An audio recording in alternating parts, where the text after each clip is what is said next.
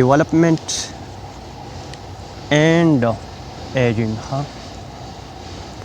په ایجنګ باندې خو به ما تاسو ته وویل چې د چپټر په لاست کې خبره کوو چې ایجنګ وایي څه ته د ډیولپمنټ خبره پرون موږ تقریبا پرون نه بل پرون ښه د ډے بیفور یسټرډی موږ ډېره په ډیټیل باندې ډسکس کړې وه چې ډیولپمنټ څه ته وایي او زموږ به په دې چپټر کې د هیومن د ډیولپمنټ څخه صرف کاري ځکه چې د هر یو ارګینزم ډیولپمنټ په خپله طریقه باندې کیږي که تاسو د فراګ یا د ټیټپول د ډیولپمنټ خبره په 9th کې ویلي نو په هغې کې میټامارفوسس کېدو او میټامارفوسس داسې چینجز وو د هغو په جسم کې چې کله هغې ټیټپول پیدا شو نو په هغې کې لکۍ وه او بیا په قلاره باندې د هغې لکۍ څه کېده ختمېدله چونکې د هر یو لیوینګ ارګینزم په خپله طریقه باندې ډیولپمنټ کیږي خو دلته اونلی اینډ اونلی به زمونږ د چا د ډیولپمنټ څخه کاري د هیومن د ډیولپمنټ څخه به هم کاري چې دا خبره تاسو ته کلیري د ډیولپمنټ په باره کې موږ ویلو چې یو زموږ څه پری نیټل ډیولپمنټ دی یا ورته موږ امبریانیک ډیولپمنټ هم ویلی ښه پری نیټل ډیولپمنټ ښه او یو موږ پوسټ نیټل ډیولپمنټ ویلی پوسټ نیټل ډیولپمنټ هم ویلی ښه پرون هم وی ټیک وخت څه وکړو ښه روټیټ ډیوایس ورته روټیټ که ښه پری نیټل ډیولپمنټ او پوسټ نیټل ډیولپمنټ د پری نیټل ډیولپمنټ که تاسو ته یادي افتخاره ما تاسو ته ویلي چې هغه ډیوریشن دی یا هغه پیریډ دی کوم چې ماشوم د فرټیلایزیشن نه واخله د پیدایشه پورې د مور په خېټه کې تیری په دغه دوران کې پکې کم چینجز راځي په څومره ورځ باندې کم آرګن جوړېدل سټارټ کیږي او د کم آرګن که چېرته په باډي کې ډیفیشنسي د سم سبسټانسز وي بیا د کم آرګن ډیفیکټ راځي دغه خبره موږ کړې وه مزید به په دې باندې موږ خبره کوو جست د ډیولپمنټ بیا موږ ویلو چې که تاسو ته یادي ما تاسو ته یو ډایګرام جوړ کړی یو ډایګرام او په هغې کې ما یو میل جوړ کړی یو مې فیمیل جوړ کړی او د هغې میل نه ما سپرم او د فیمیل نه ما اوم راوستې وه او د اولیشنز نه بعد چې کله هغه فلوپین ټیوب ته انټر شوې وه په هغې باندې به په ډیټیل باندې نن خبره کوو جست د ایکسپلینیټري پرپز دپاره به وړوکې شان ته ریپروډکټیو فیمیل ریپروډکټیو سیسټم زه جوړ کړم جست د ایکسپلینیټري پرپز دپاره ښه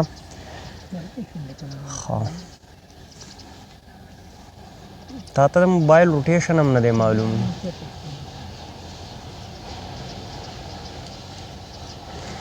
دا رسې سلایس که د موبایل ښکته بوځه هلته اوټو روټیټ د دې سکرین لیکلی هغه پې آن که او که آن یې آف یې پې که دقه دغه کړه ښکته که د موبایل استعمال به م ورته ورښیي ښه په دې کې هم دی وایي کله وایي ویډیو نه نشته پکې دا دی دا یو شی خو مطلب پورټریټ لاک دغه خو به نه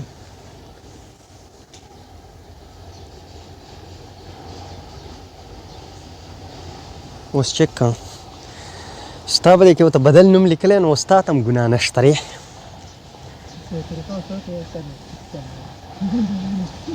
نو صحیح ده ته وایي که نه په تپوس باندې خو څوک دغه نه ښکاري بدې نه ښکاري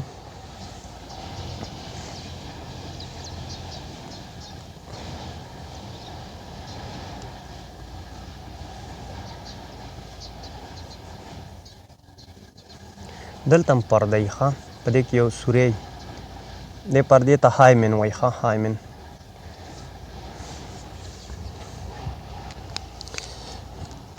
دلته اوري او دلته بله اوري ښه دا زه تاسو ته یوټرس جوړوم ښه فیمیل دې ده کې د دې مایومیټریوم یې ښه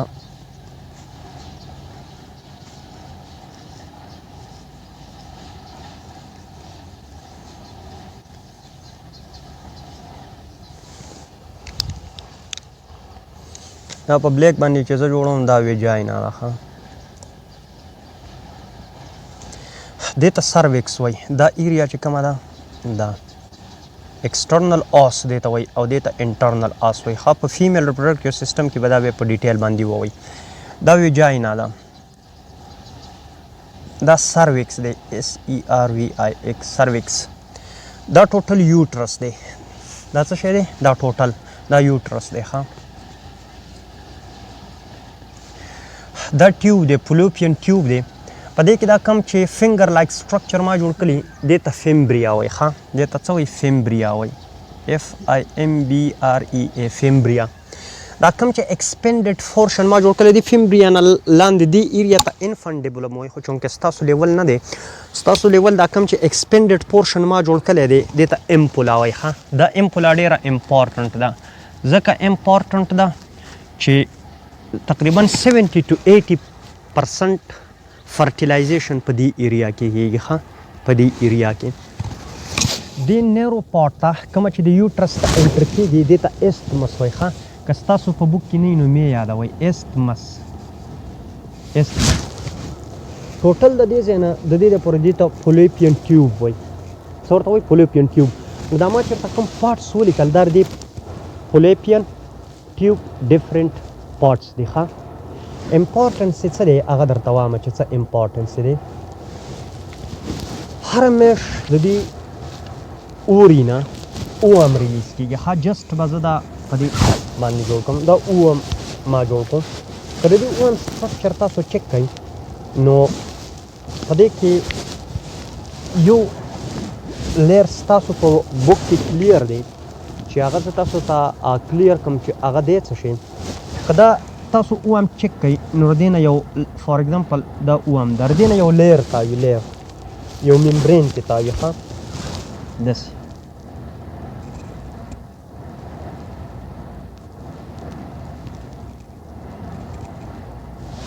دې ته زونا پیلوسیډا وایي. ښه څه ورته وایي؟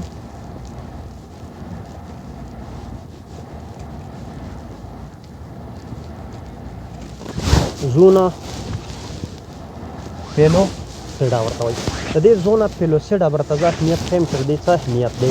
مخکې چې موږ دلته کله فرټیلایزیشن ډسکس کوو دا وایم چې کله ریلیز شي دا به کله ریلیز کېږي؟ دا به تاسو په فیمیل ریپروډکټیو سایکل کې ووایي. که چېرته د چا یا د یو فیمیل ریپروډکټیو سایکل 28 ډیز وي ټوټل ریپروډکټیو سایکل نو دا به په 14th ډے باندې ریلیز کېږي. په 14th ډے مطلب دا دی چې میډ اف دی سایکل کې به دا ریلیز کېږي. د فیمیل ریپروډکټیو سایکل زموږ څه نارملي د 21 ډیز نه واخله د 35 ډیز پورې دا نارمل سایکل کېدی شي. بیا اکثر خلک د هغو دا منسچوال پیریډ یا دا فیمیل ریپروډکټیو سایکل انکریز شي یا ډیکریز شي یا نارملي دا زموږ څه سیوای. بیا موږ کاونټ داسې کوو چې د اوم د ریلیز کېدو ډیټ کله موږ معلوموو نو موږ وو چې 14 days before the next cycle. 4 days before 14. اوس که زه یو نارمل فیمیل menstrual cycle 28 days واخلم چې ټوټل 28 days دي نو په څومره ورځو باندې به دا اوم ریلیز کېږي؟ 14 days before. 14 days چې په دوه شو نو 14 minus 28 څو راله؟ 14 راله.